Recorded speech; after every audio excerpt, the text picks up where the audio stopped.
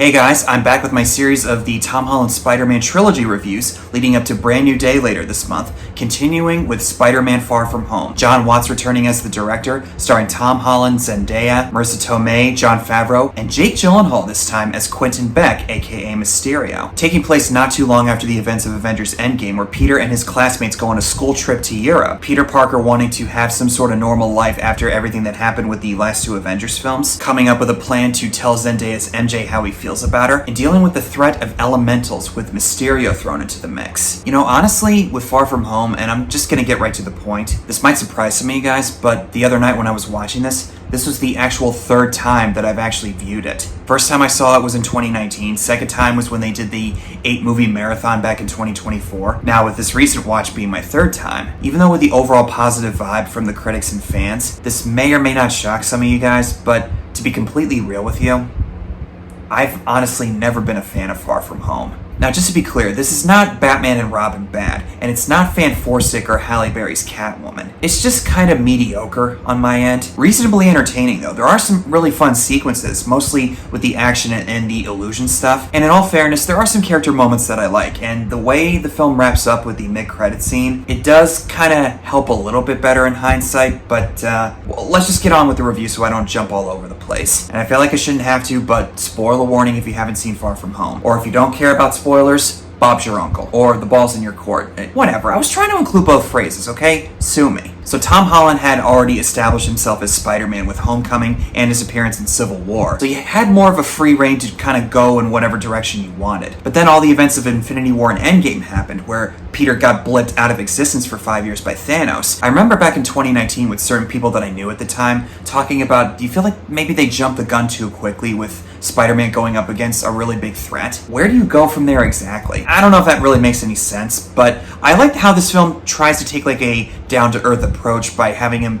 try to live a normal life after everything that happened with Endgame and witnessing the death of his mentor. And I know there's some comics where Spider-Man goes overseas and fights crime over there, or has to go toe-to-toe with some superhero threat. I'm not against that on principle, where he goes overseas to another country. There's plenty of stories where Spider-Man goes to other places outside of New York and he has to help with a world-ending threat elsewhere, or going across the multiverse with the Secret War stuff, which may or may not happen with Tom Holland's Spider-Man coming up in the next two Avengers films, or even with the interpretations from Tobey and Andrew. Different discussion though. But with Mysterio's inclusion and how they were portraying him in the trailers as some sort of a hero, I was curious to see what they were going to do. And I knew the comics well enough to know what Mysterio's deal was. And real quick, I've gotten some pushback in recent months about how I'm a poser and that I'm not actually a true fan. I never claimed to be an expert on comics. There is no such thing as a true fan. Some people get into the character by watching a movie, reading a comic, or playing a video game or watching an animated series. Stop being an ass. Everybody gets into it in their own way. But I've seen enough interpretations of Spider-Man to have Mysterio thrown around in there. So I knew that there was some sort of twist that was going to happen, although I didn't expect it to turn out the way it did in the movie. But you had Jake Gyllenhaal as Mysterio, who I would say is not only one of the best actors in the business, but I would argue one of the most prolific that's ever lived. The guy has literally touched almost every genre in the book. Unfortunately with Far From Home, even back when I saw this in 2019, I was not impressed. Even though the mid-credit scene did intrigue me on where it was going to go, overall I found this movie to be kind of a letdown. I would actually argue that Homecoming is a better movie, even though there are some things that this movie does improve on with Homecoming, mostly with the action scenes, and I think Jon Watts got much better with helming the direction of the action sequences in comparison to the last one. And you have different genres, like a road trip type of movie, a teen high school drama thrown into the mix, and it has a lot of that cutesy humor that was in the first movie, Homecoming. Though Homecoming was somewhat over-reliant on that, what they do use here, I actually think is a lot more cringe-inducing in comparison. I guess to start off with the characters, where Peter is right now at this point in the timeline, he has this plan to tell MJ how he really feels about her and that he's really into her. Stop right there. Where exactly did this come from? We saw a hint of her being interested in him at the end of Homecoming when she reveals that her name is MJ. He tells Ned why he's into MJ, that she's funny and smart in a really dark kind of way. There's really no context or explanation as to why he's all of a sudden so interested in MJ. I mean, I could see why MJ would be interested in Peter because he's actually a good person. And I know some people will probably say it's best to leave it to the audience's imagination. No, I would actually say that's a bad take. I'm not asking for an info dump, but at least some sort of context clues as to what led to this connection to start in the first place. Now, with Tom Holland as Peter Parker Spider-Man, he's doing a good job. His performance, I think, is still really solid, but I don't really like some of the things that they do with Peter in here. There's some moments where they make him not only reckless, but kind of stupid. Now, I'm not saying that he had to figure out exactly what Quentin Beck was up to. If that's part of the plot in order to set him on a trajectory that was gonna change his life forever, okay, fine. I'm not bothered by the fact that he got played by Mysterio, because everybody was played by Quentin Beck. And I don't really feel like we get a full picture as to what's going on inside of his head. How is he gonna figure out how to live a normal life after everything that he's been through? A lot of it is focused on what he's doing with Mysterio, and he does talk about how he feels about MJ to Quentin Beck and so on, even to the annoyance of Nick Fury. And he does talk a little bit with Happy Hogan about how he misses Tony Stark, because he's asked a question when he's hanging out at the orphanage that Aunt May is running. How is he going to be the next Iron Man? And he starts to glitch out a little bit and runs away from all the questions because he's still traumatized by what he experienced. I thought it was an interesting idea to explore all the post-traumatic stress that he would experience, similar to what Tony Stark experienced in the events of Iron Man 3 after the Battle of New York. But I don't fully feel the emotional punch that would be required to understand, for the audience anyway, as to what Peter's experiencing, how he's dealing with all of that. It kind of gets lost in the shuffle, if you know what I mean. As for him being reckless and kind of stupid, when he sets that drone after Brad, who's the rival, who's trying to get MJ to go out with him instead of Peter, the fact that you would actually have that kind of access to the arsenal of Tony Stark and still be kind of wowed by everything that you're able to do, which is more or less a repeat of what happened with the AI voice Karen when he's testing out all the abilities that the upgraded suit has, which was perfectly fine in Homecoming. I got no problem with that. But you would think after everything that happened, he would actually kind of learn his lesson. Now, like I said in my Homecoming review, Peter doesn't always make the best decisions, and he is flawed in the way he deals with situations sometimes. And I know he's a teenager, and I don't expect teenagers to get everything right or say everything right. But this was way too much for me and way too reckless, even for him. I'll give the movie this though, it does call him out on it when Nick Fury scolds him for being too reckless. I know that Andrew from the Escape Pod podcast is not going to appreciate this if he somehow sees this video, but this is what I was talking about with my TASM 2 Worst Scene video. Peter in that movie, when the Rhino is mowing down a bunch of people,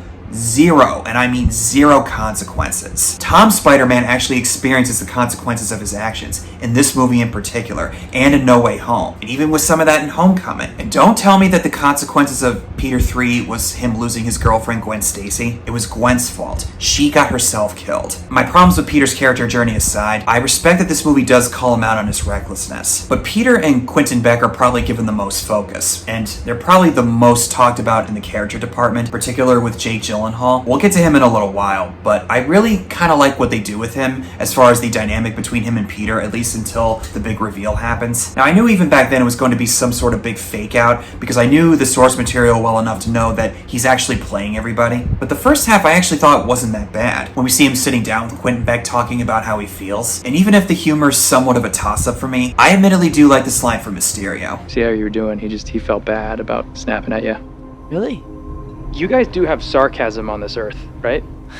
As for the rest of the cast, everybody is perfectly fine. They all kind of are just hanging out in the background. Ned is busy with having a relationship with Betty Brant. She's more or less doing the same thing that she did in Homecoming, being really awkward and kind of deadpan, like a Zach Galifianakis or Buster Keaton. Which, if you're into that kind of humor, I could see how you would laugh at that. It's kind of funny, but it's like, can we kind of delve a little deeper into what she's all about? And Ned gets sidelined for most of the movie, which I was kind of disappointed by, because he actually did serve some sort of purpose in Homecoming, helping Peter figure out all the stuff with his suit and what the Vulture and his cronies are up to. Okay, I get that you want to do something different. It wouldn't have hurt to have him at least somewhat involved throughout most of the movie. And he does show up in the third act when Peter figures out what Quentin Beck's up to. But for most of it, he's just kind of pushed to the wayside. And as I mentioned, they have more or less the same humor that they did in Homecoming, although it's not as prevalent as it was back there. It ultimately falls flat for me most of the time, especially in comparison to before. You had some good humorous moments in Homecoming. What I tell you about using the bell for comedic purposes. And I've heard some people get really upset over how they deal with the events of the blip, with people coming back 5 years after. Like this montage that we see on the morning announcements at Midtown High, and how people just phase out of existence and all of a sudden they get blipped right back, and it played up for kind of a joke. I've heard some people say that it's kind of disrespectful to how it treated the events of the blip, and one counter argument I've heard is that it kind of plays it in a realistic way as to how awkwardly it's set up in a montage that you would see on Instagram or TikTok. Okay, I see what you're saying there, but I think it would have helped if you had at least some sort of seriousness to it. I hate to say that I agree with the whole it's played up for comedy thing, but it does kind of feel that way on my end. Not entirely. I mean, I understand both sides of the argument here, but I don't know, man. I just felt like they could have done something better with that. And when they travel to Europe, we don't really see the effects of how everybody else was affected by the blip. I mean, the most that we see is from that montage earlier on when they do the in memoriam of the Avengers with Captain America, Iron Man, and Black Widow. And Whitney Houston's I Will Always Love You is playing. Sidebar, that woman, God rest her soul, what an incredible voice.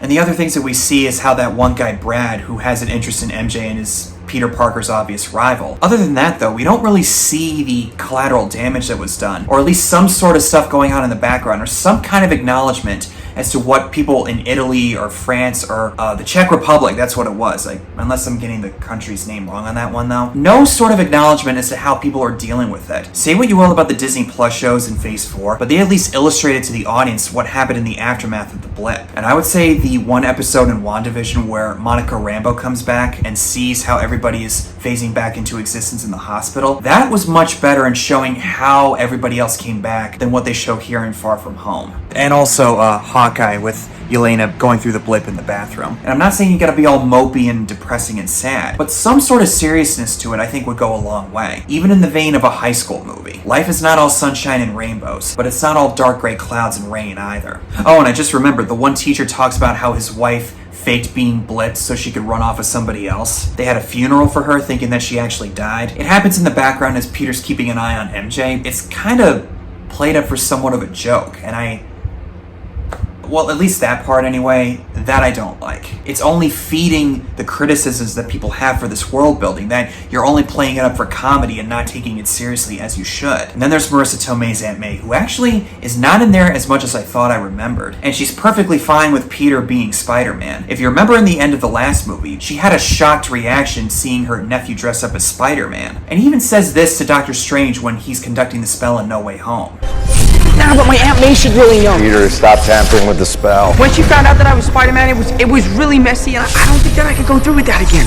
This movie glosses all over that stuff to the point where she's perfectly supportive and happy that he's a heroic figure. Now, I haven't heard this counter-argument, but if anyone who's watching this says, we don't really need to see all that stuff being sorted out. We want to see Peter actually having it easy with Aunt May as Spider-Man. Okay, fair, but isn't that a bad thing? That's the stuff that's meant to actually give us a good movie and interesting character dynamics that we see how they progress to that point. I got no problem with Aunt May supporting Peter as Spider-Man. It's the getting to it that I have a problem with. And that's a problem with, I think, most of this movie as far as what Peter's experiencing, his relationship with MJ. This almost has no interest of exploring anything that's going on under the surface with these characters. Well, to a point anyway, with Peter Parker and actually Quentin Beck Mysterio. But everybody else is just kind of floating around, not really doing much, just showing up for a joke or a really cool line, which there's nothing wrong with any of those things, but most of the characters in here don't experience some kind of an arc. You're telling me that you couldn't at least find some sort of gaps to fill in with some character stuff to give the audience some idea as to what they were experiencing? Again, not asking for an info dump, but at least some kind of character focus would suffice. Also, I've heard some other YouTubers say this. You would think that the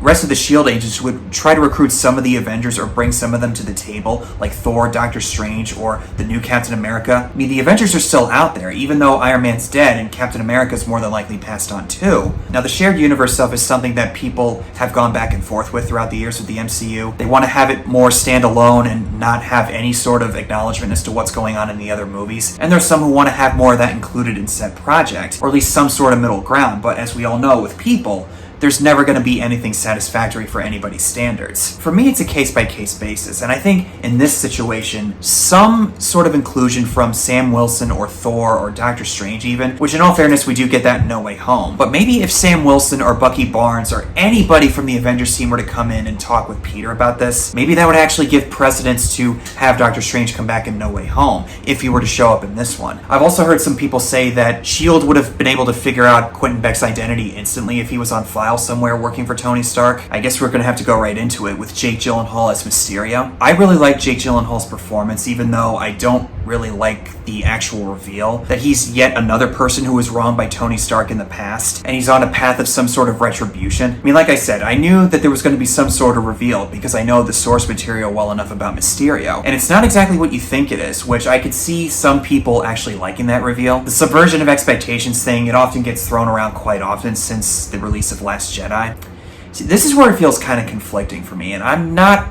I don't really like the actual reveal of Mysterio being yet another Tony Stark employee, because it turns out, if you remember from the events of Civil War, when Tony created this illusion as some sort of therapy to talk about when the last time he saw his parents, it was actually created by Quentin Beck, some sort of long designation that's called BARF, and much to Beck's dismay, Tony Stark takes the credit for it. And I've heard some people say that actually, if he knew that this could be weaponized if it fell into the wrong hands, you would actually think that he would disband the project entirely, or put Beck on some sort of watch list if he had some kind of idea that he was emotionally and mentally unstable. Now in the comics, Quentin Beck is a special effects artist, and he creates these different scenarios to make people think that they're actually real. Not exactly the case in this one. And I've heard some people say that it's a character assassination of Tony Stark, because in the first Iron Man movie, when he realized what his weapons were capable of if they fell into the wrong hands, he immediately shut down all the manufacturing. You would think that if he was such a smart guy, he would say, no, put this on ice. We can't let the wrong people get their hands on this. If he had some sort of explanation as to how he realized that this guy was unstable, and he warned Nick Fury and the remnants of S.H.I.E.L.D. of what was going on, could have had like maybe during the blip he disappeared and fell under the radar, and then only at the last second after everybody came back, he managed to come up with his plan. And given some thought about it, I think if he had the Hollywood special effects artist stuff thrown into the mix where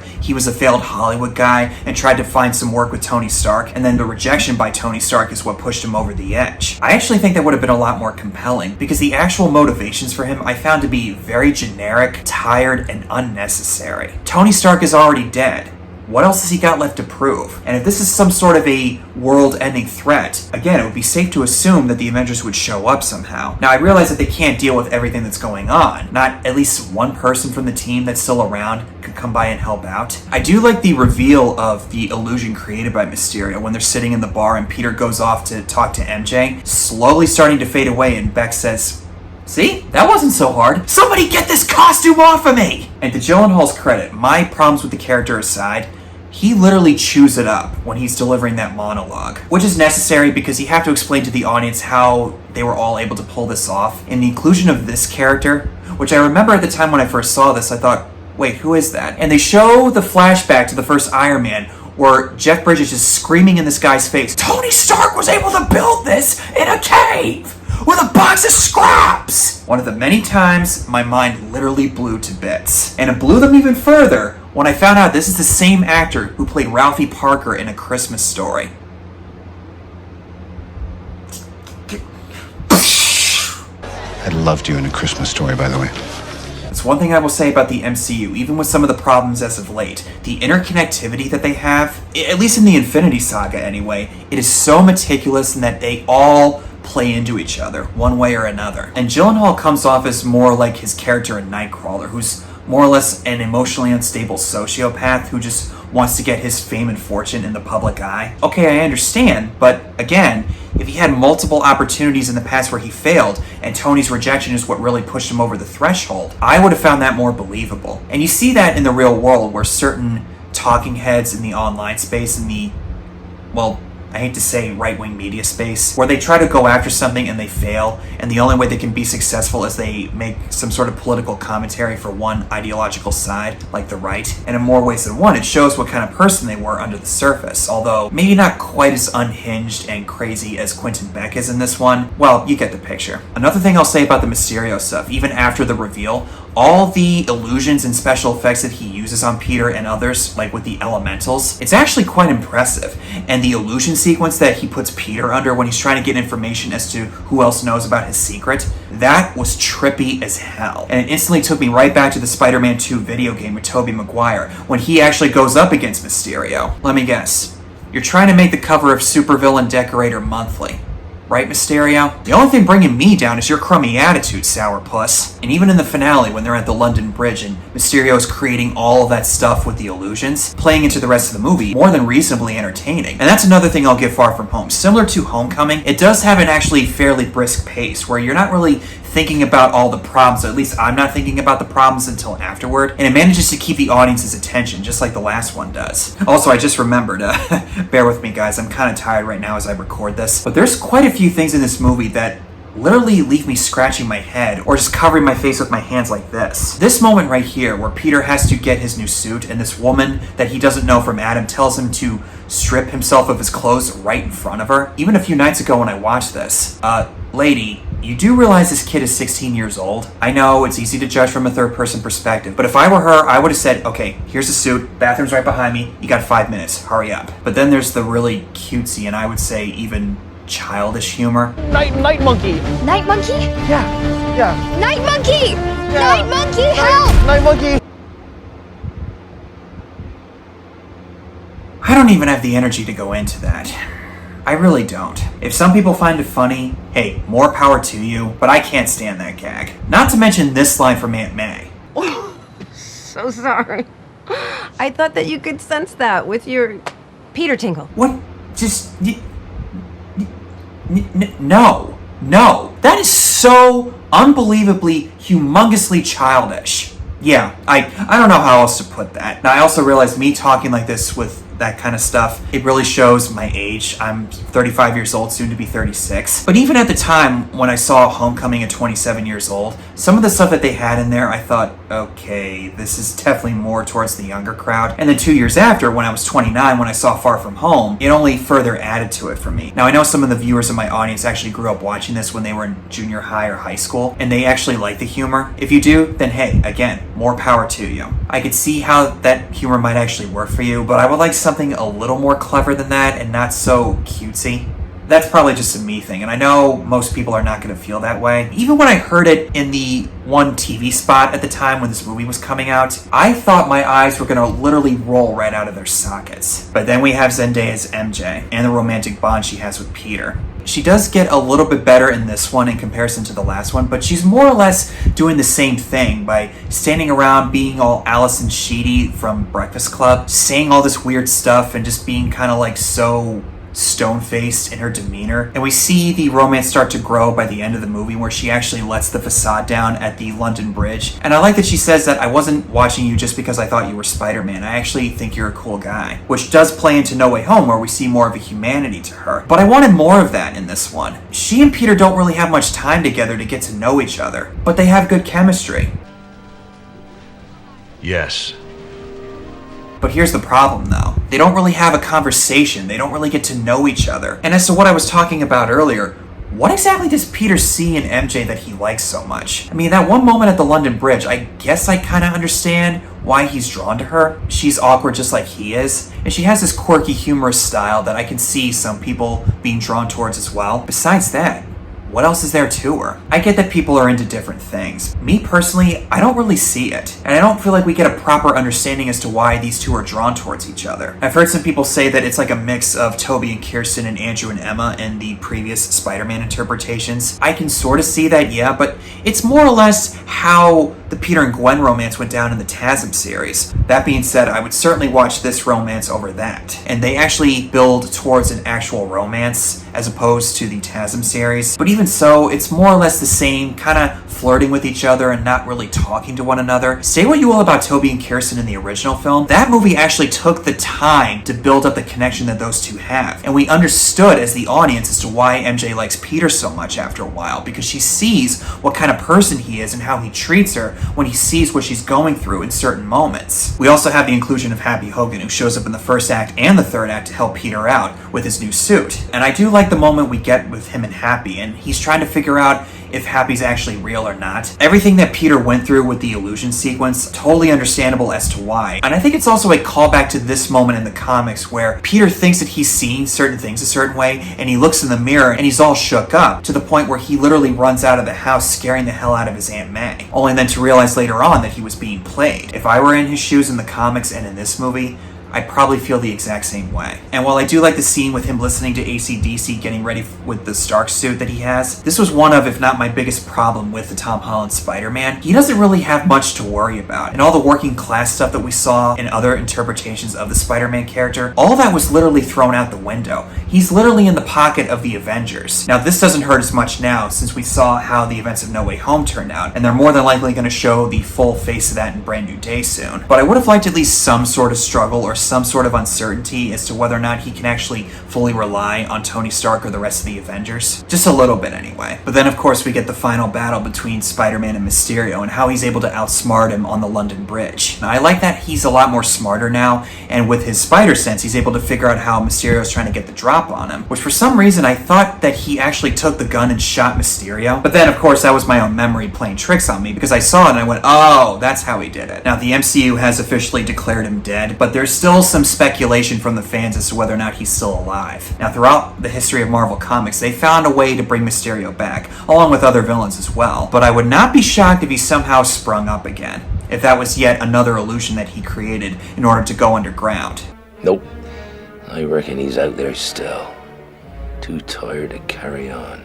Who knows? I could be totally wrong about that. If anything, I would not be opposed to Jake Gyllenhaal coming back in some capacity. And as for the ending, which will play into the mid-credit scene, when Spider-Man begins his relationship with MJ, and as he's swinging through New York City, and I actually love this sequence, by the way, even though we didn't see a whole lot of that in Homecoming. Now, I understand that he was still starting out in Queens, and he now is swinging through the bigger canyons of the skyscrapers of Manhattan. I hate to say that a Spider-Man movie, for me, kind of lives or dies by that, because it's all about the plot and the characters, and that's what's most important in a movie or show. But seeing this kind of stuff, I have to admit, I was almost crying, because, oh man, I get such a thrill of seeing Spider-Man swinging through the city like that. I just eat it up. But then we have the mid-credit scene, where Peter Parker's identity is revealed to the world through some footage that Mysterio recorded of himself, making up some story that Spider-Man actually killed him. And he reveals Peter's face in front of the whole crowd of people on the street below that is watching this. Not before the story is broadcast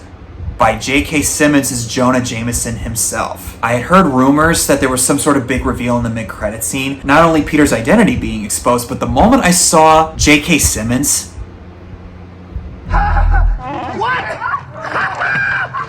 I don't think he's as funny in this continuity as he is in the Raimi trilogy, but there's a reason why they haven't tried to recast this guy in any of the newer movies. And apparently he's not going to be in Brand New Day coming up. If he wants to move on to other things, okay, fair enough. Because let's be real here, this guy's not getting any younger. But one of you guys sent me a clip that he said that he still hasn't met Tom Holland. Having thought about it, that makes sense because they don't share a scene together in Far From Home and No Way Home. I don't know if he's lying about that or if he's telling the truth. You need to have some sort of moment between the two of them. Come on, that's one of the few casting choices in comic book movie history where I go, yep, nope, perfect, don't touch it. Similar to Willem Dafoe's Green Goblin or Heath Ledger's Joker. But I will say I do like the actual twist of Spider-Man's identity being exposed, which is something that did happen in the Marvel Comics in the Civil War storyline, where according to the legislation that was passed by Congress, he had to reveal his identity to the public. In this case, it's out of his hands. And on that note, I will say that there are some sort of consequences that he experiences. Now, I think when people say that Tom Holland's Spider-Man doesn't experience consequences, I think what they mean is that they want to see him with the consequences of being a working class type of citizen and how he's struggling to make ends meet and so on. Well, now we're finally supposedly getting that with Brand New Day pretty soon. So it should rectify some of that anyway for the fans out there. That is, if certain YouTubers that I used to follow back in the day are willing to check it out anyway. I don't entirely agree with that no consequences criticism, but I do understand where that comes from. And as for the post-credit scene, which is just an extra addition, it does explain why Nick Fury was acting so angry and hostile towards Peter, and he wasn't able to figure out that Quentin Beck was up to no good, because apparently he's a Skrull in disguise along with Agent Maria Hill. I didn't really talk much about Sam Jackson's Nick Fury because I didn't really like what they do with him here, and the ultimate reveal of him being a Skrull, I could not care less about that. I know it's probably going to play into Secret Invasion, which I still have yet to watch, and I've heard so many bad things about that show. Different story. If I'm being honest, even with Captain Marvel, I never really cared much about the Skrull stuff anyway, at least with how it turned out in the long run, from what I've seen anyway. Now, I know I sounded pretty negative with Far From Home as I talked about all the problems I had, and I want to stress something here. I do not hate this movie. I think it's reasonably entertaining and perfectly harmless, but I feel like the storytelling kind of gets lost in the shuffle and how it's trying to do all these different things, and on my end it feels kind of out of place and very messy. I wouldn't exactly put it high on my list, but would I put it below the TASM series? No, absolutely not. I would rather watch this over TASM 1 and 2 any day of the week. It at least has some sort of development and arc given to Peter Parker, even though I feel like it's very messy. Some of the characters actually do feel like characters as opposed to the TASM series. Far From Home I'm not really a fan of, but it's certainly not awful either. It's just kind of mediocre and pretty disposable if I'm being honest. But if you do like the movie, hey, more power to you. That's all I have for you guys on Spider-Man Far From Home. Thank you all so much for watching. Let me know what your thoughts are on the movie down below if you've seen it. If you'd like to see more from me, just hit the like and subscribe buttons. And as always, I'll see you guys in the next one. Later!